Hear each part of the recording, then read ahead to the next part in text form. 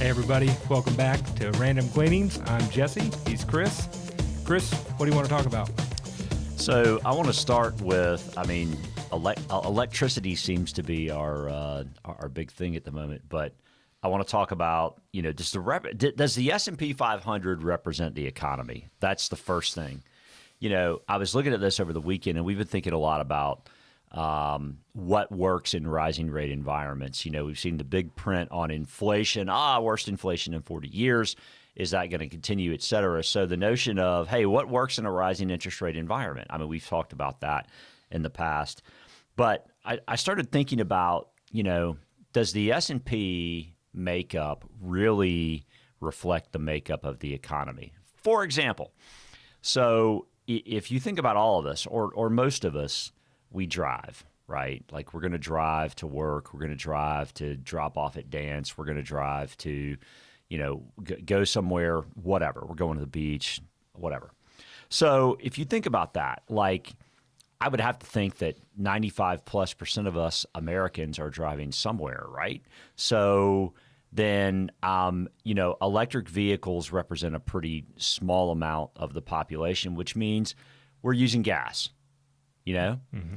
So energy, for example, makes up 3% of the S&P 500. And yet all of us are driving, or most of us are driving, and most of us aren't driving electric vehicles. I don't know how many people are driving electric vehicles, what percentage of the population that is. But yeah, I looked that up actually, in preparation to this, and the best number I could find was about 2%. So 98% of drivers, which presumably is U.S. cars, right? Yeah, which is at least 95% of age Americans are driving oil-based cars, and energy makes up 3% of. Yeah, that's pretty astounding, and it goes kind of dovetails nicely with our conversation last time about how top-heavy the market is of. Was it 5 companies, right? Representing 23.5% of the S&P 500. So for clarity, you're saying the entire energy sector is 3%, right? Yeah. So Apple makes up what, 5%, 5.5% of the S&P 500, and energy, the entire energy complex. I mean, Exxon, Chevron, down to Schlumberger, Halliburton, whoever makes up 3%. Like all the companies together make up 3%. I mean, that seems like an underrepresentation considering most Americans use oil to be mobile around the country and around the world. I mean, that's not different in the rest of the world either. So, another example. So the Build Back Better bill didn't pass, right? I mean, they were one representative, West Virginia, right? Senator. Correct, Manchin. That's right. So what if they work it out in the first half? What if they work it out and all of a sudden we get Build Back Better?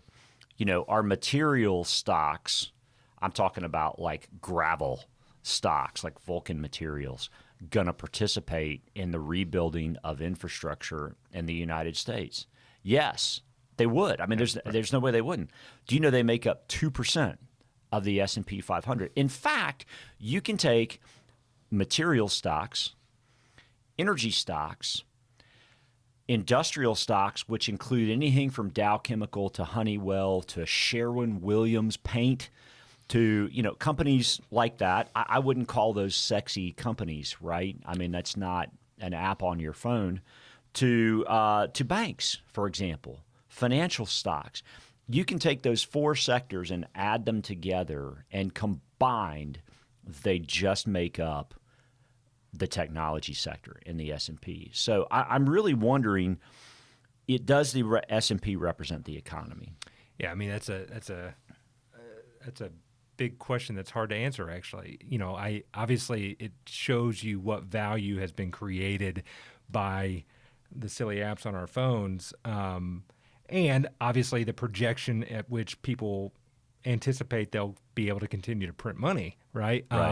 But at the same time, it doesn't. I think it doesn't alleviate the idea, to your point, that these other sectors of the economy we're using every day. So what it also implies, though, is that if all you own is the S&P 500, you are massively underrepresented for some of the things that could be going on under the surface over the next 5 years. Yeah, that's a good point. So along those same lines, I would say that, future technology can be hard. And we've seen a whole lot of future technology occurring out there, whether it's Zoom or Peloton, or whether it's clean energy type companies, right?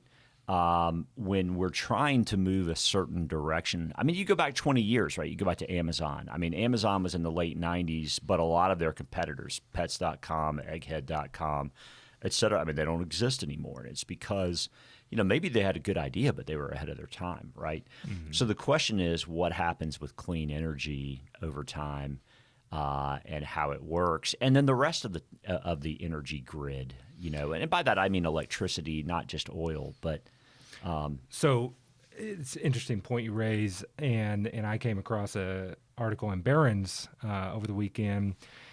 It was talking about, to your point, kind of these equities for rising rate environments, right? And they were pointing specifically to the commodities sector, but I pulled some really interesting things out specific to kind of oil and that transition from old energy sources to these renewable sources. And quite frankly, what the guy's making the case of is that transition is actually bullish for old energy. He brings out three big forces at work here for energy prices, and that is fuel shortages in the short term, the difficulty of the transition to renewable over the longer term, and the increasing emphasis of U.S. companies and their investors on environmental, social, and governmental issues known as ESG. So all of those, he's saying, is actually serving as a tailwind to a sector of the economy that has been undervalued for some time, and now in a rising rate environment, that itself is a tailwind for it as well. So I read the article, and thanks for sharing it. But I mean, so China trying to be carbon neutral by 2060 forces their factories last fall to have restrictions, which puts challenges on an already tight supply chain. The best one of all in the article was Europe facing fuel shortages that could cause blackouts this winter, in part because they have worked so hard to embrace these more responsible technologies, and they have an increasing reliance on wind energy, and it hasn't been windy. That creates a problem, I suppose. And I think you had shared an article from the Financial Times from an oil man that kind of speaks to that same issue, right? So, yeah, the guy's name is Harold Hamm, and in the Financial Times article, he says, I'm not a Republican or a Democrat, I'm an oilcrat. And he's basically, he's talking his book in terms of making the case for natural gas. Right. That's his thing, right? But he was basically pointing to coal power plants and shutting those down more for natural gas plants. But he kind of he doesn't say ESG. What he says is, if we don't stop the crap and get off the emotional quotient, and by that I took him to mean get off, it's environmentally friendly, which is clearly, it's important, right? Being socially responsible is important. But if you try to do good and you end up investing in technologies that aren't always reliable relative to old school technologies, and then you run the price of everything else up. I mean, he said if we don't stop the crap and get off the emotional quotient, then we're close to making some huge mistakes, okay?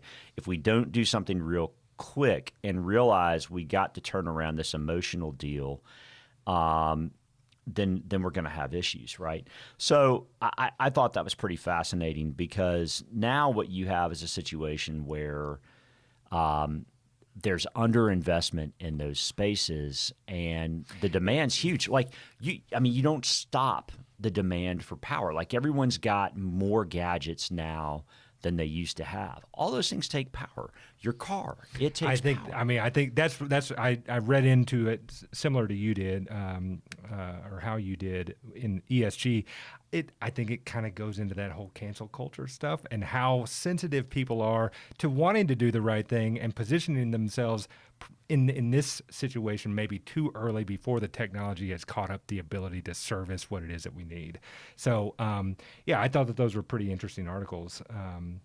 That we both stumbled upon on that topic. So Greenville was in the national news, right? Yep, saw it on 60 Minutes. Yeah. The I think it was titled "The Big Quit." Yeah. Yeah. So basically, the statement was that people are leaving places like Chicago and coming to Greenville, Austin, Miami. Yeah, you left Chicago. That's right. For more affordable housing, more space. It feels safer.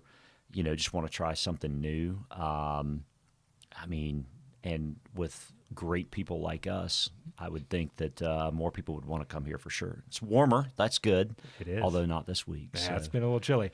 Yeah, I think the other trend there is the lack of necessity to be in one locale and do good work, right? So yeah, I mean that was pretty exciting. It was pretty cool to see locales that we are very familiar with on 60 Minutes. Yeah, and by the way, all those locations that they noted people were going to, Austin, Miami, and Greenville, were all southeast and all, as we've talked about in the past with real estate, lower taxes, I guess more friendly during a pandemic.